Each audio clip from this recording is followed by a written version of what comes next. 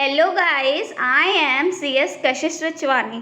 और गाइस, मैं अपना एक चैनल लाई हूँ जिसमें मैं 12th क्लास की पूरी बिजनेस स्टडीज़ कवर करा रही हूँ। और साथ ही में मैं कुछ पास्ट ईयर एग्जामिनेशन क्वेश्चंस भी लाई हूँ ताकि आप लोग को पता चले कि किस तरीके से क्वेश्चंस आते हैं और किस तरीके से क्वेश्चन की फ्रेमिंग होती है, आप लोगों को किस तरीके से आंसर्स देना है। मैंने चैप्टर नंबर 1 के कुछ पास्ट ईयर एग्जामिनेशन क्वेश्चंस डाल रखे हैं। साथ ही में मैंने कुछ काफ़ी सारी वीडियोस डाल रखी है जिसमें मैंने पूरी 12th क्लास की बिजनेस स्टडीज़ को कवर्ड करा है। कुछ पार्ट रह गया है जो कि अभी हो जाएगा कवर्ड। तो गाइस, अगर वो सब कुछ आप लोगों ने नहीं देखा तो प्लीज़ को देखिए, क्योंकि जो मैं कंटेंट प्रोवाइड कर रही हूँ according to the new CBSE guidelines provide कर रही हूँ। साथ ही में ऐसा है कि जो भी मैं पढ़ा रही हूँ उसको इम्पॉर्टेंट चीज़ों को मैं बोल्ड कर रही हूँ, कलर्ड कर रही हूँ, ताकि आप लोग को पता चले कि ये चीज़ें इंपॉर्टेंट है और उससे केस स्टडीज़ बन के आ सकती है, तो आप उन पर ज़्यादा ध्यान देंगे। जो चीज़ मैं पढ़ा रही हूँ उसका कई जगह पे मैंने ग्राफिकल फॉर्म में भी बताया है, चार्ट के फॉर्म्स में भी बताया है। तो जो चीज़ आप पढ़ते हो अगर वो चीज़ चार्ट के फॉर्म में देखोगे तो आप लोगों को पढ़ने में मज़ा आएगा, इंटरेस्ट आएगा और समझ में आएगा।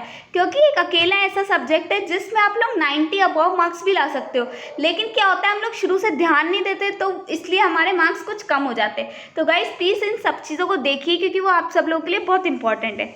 आज मैं चैप्टर 2 की कुछ केस स्टडीज़ लाई हूँ, वो आज स्टार्ट करते हैं। तो हमारा पहला क्वेश्चन है, in our school you observe that books are not kept in office. Actually में इसमें नॉट वर्ड का मिसिंग हो गया है, तो वो ध्यान रखना। एक स्कूल है जिसमें ये बोला है कि बुक्स अपनी जगह पे नहीं है, books are not kept in office. ठीक है। चौक इन द लाइब्रेरी, चौक का है लाइब्रेरी में, ठीक है। और ऑफिस रिकॉर्ड स्टाफ रूम में। मतलब कहने का मतलब ये है कि हर चीज़ बिखरी बिखरी है, ठीक है। चौक रखना कहाँ चाहिए था? क्लासरूम में रखना चाहिए था, लेकिन रखा हुआ कहाँ है? लाइब्रेरी में रखा हुआ है। ऑफिस रिकॉर्ड कहाँ रखना चाहिए? स्टाफ रूम, जो अपनी लाइब्रेरी या फिर प्रिंसिपल के रूम में कहीं रखना चाहिए, लेकिन ये स्टाफ रूम में रखा हुआ है। तो कौन सा principle, which principle of management is violated here? तो कौन सा प्रिंसिपल वायलेट हो रहा है? Principle of order. हम लोगों ने चैप्टर नंबर 2 में पढ़ा था कुछ फ्रेयल के प्रिंसिपल, कुछ टेलर के प्रिंसिपल। टेलर ने कुछ साइंटिफिक टेक्निक भी दी थी। अब क्या होता है, हम लोग बड़ा कंफ्यूज होते हैं। तो अगर प्रिंसिपल पूछे तो दोनों के देख लेना, फ्रेयल के भी और टेलर के भी, ठीक है। लेकिन अगर वो बोलता है टेक्निक, तो टेक्निक सिर्फ टेलर ने दी थी। तो बहुत इंपॉर्टेंट है कि पढ़ना कि आपसे प्रिंसिपल पूछ रहा है या टेक्निक पूछ रहा है। यही हम लोग ध्यान नहीं देते और कंफ्यूज हो जाते हैं और आंसर गलत दे देते हैं। तो इसने प्रिंसिपल पूछा, तो प्रिंसिपल कौन सा टूटा है? Principle of order. और क्योंकि इसने यहाँ पे कहीं नहीं बोला कि साइंटिफिक प्रिंसिपल है, तो इसलिए मैंने फ्रेयल के ही देखे, मैंने टेलर के देखे ही नहीं, क्योंकि टेलर ने जो प्रिंसिपल दिए थे वो साइंटिफिक प्रिंसिपल थे। और यहाँ पे इससे नॉर्मल पूछा तो मैंने किसके दिए? फ्रेयल के दिए। यहीं से डिफ्रेंशिएशन हो जाएगा, जहाँ साइंटिफिक पूछे वहाँ टेलर देखना है, सिंपल पूछे फ्रेयल देखना है, और अगर आपसे टेक्निक पूछे तो टेक्निक सिर्फ टेलर ने दी है।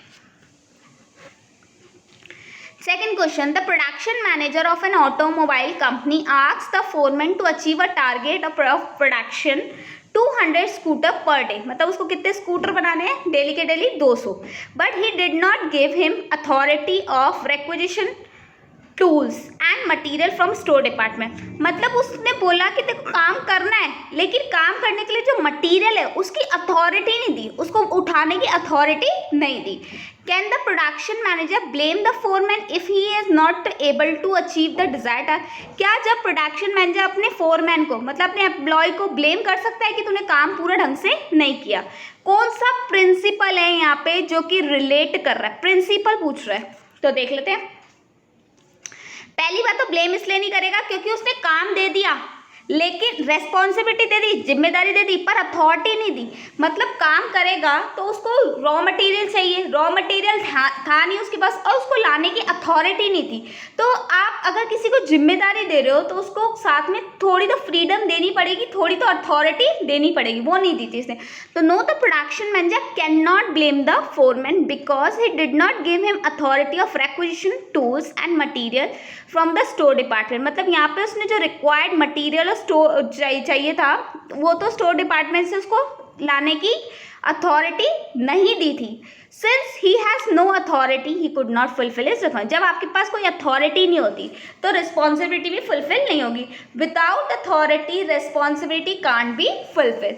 In this case principle of authority and responsibility is violated. ठीक है, तो वो साथ में था कि अथॉरिटी एंड रिस्पॉन्सिबिलिटी क्या होना चाहिए, बैलेंस होना चाहिए, और ये भी किसने दिया था, हमारे फ्रेयल ने। Next, Sonia limited was engage in the business of manufacturing auto components. ठीक है, ऑटो कंपोनेंट्स बना रही है। Lately its business was expanding due to increase demand for cars. बढ़ गया उसका business. The competition was also increase. Obviously अगर आप बिजनेस बढ़ाओगे तो आपके कॉम्पिटिटर आएंगे।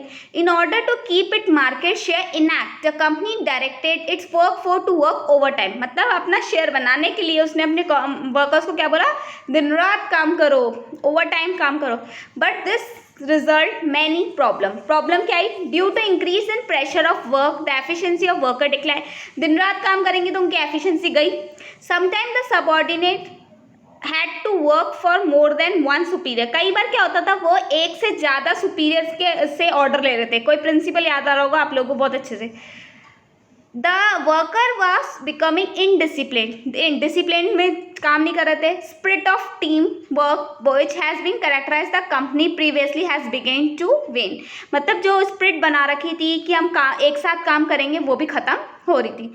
बताओ 3 प्रिंसिपल जो कि यहाँ पे वायलेट हुए हैं as per the Henry Fayol.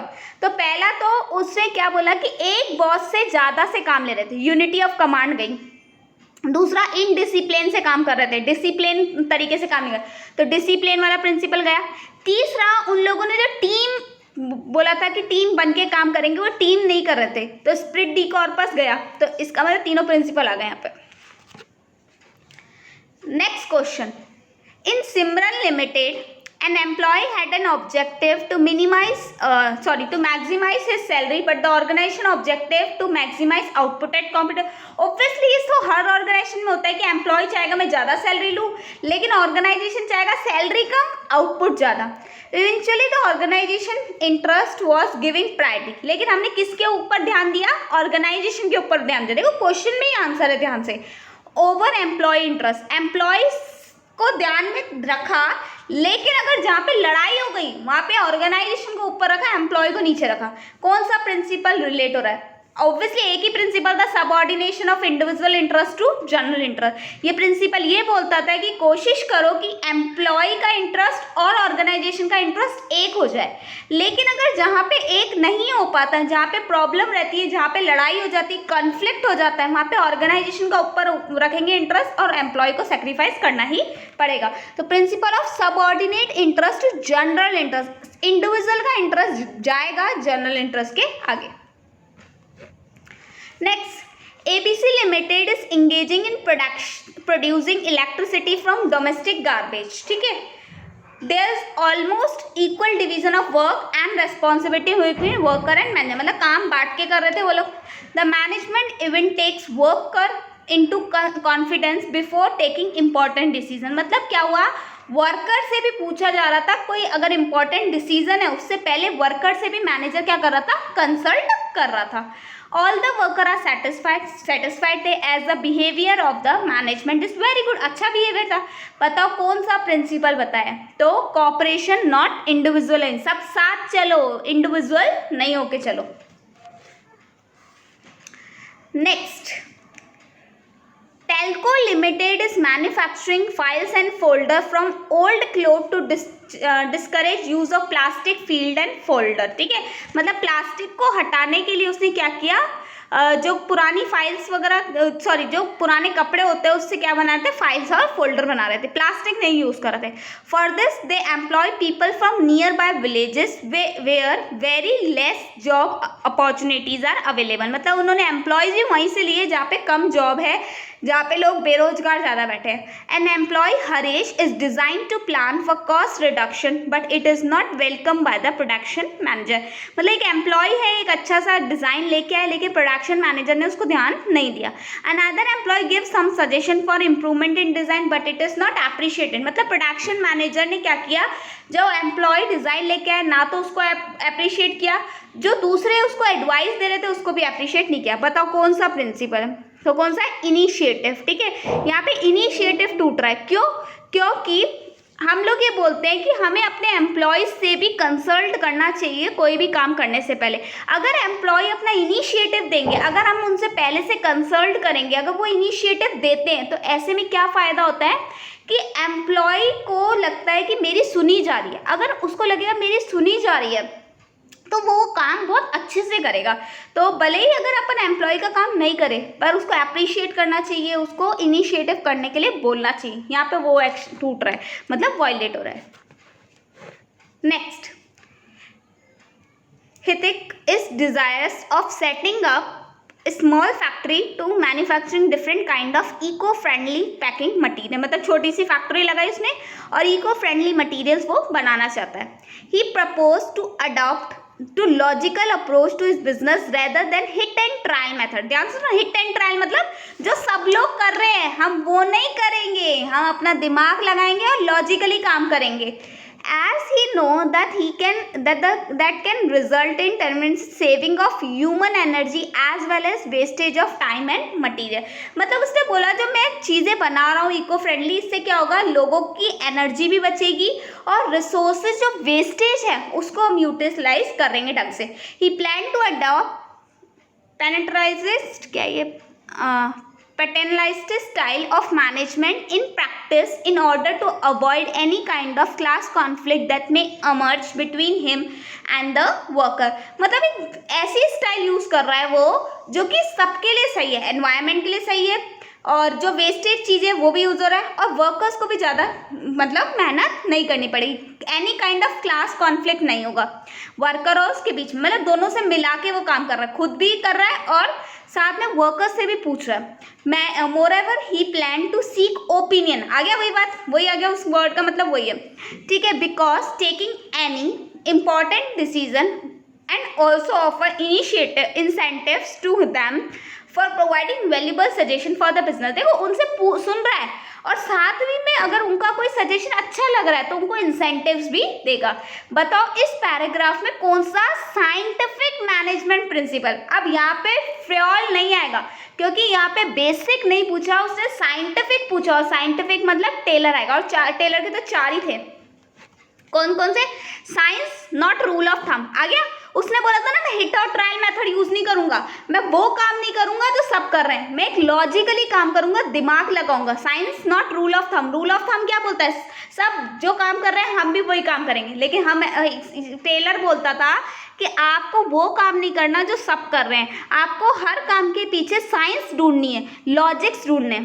ठीक है, नेक्स्ट हार्मोनी नॉट डिसगॉर्ड। सब साथ मिलके चलेंगे, अकेले अकेले नहीं चलेंगे, अकेले नहीं चलेंगे मतलब कॉपरेट मिला के चलेंगे। ठीक है, तो वो इसने बोला था ना कि हम ऐसा काम करेंगे जिसमें वर्कर और हमें दोनों को लिए सही हो।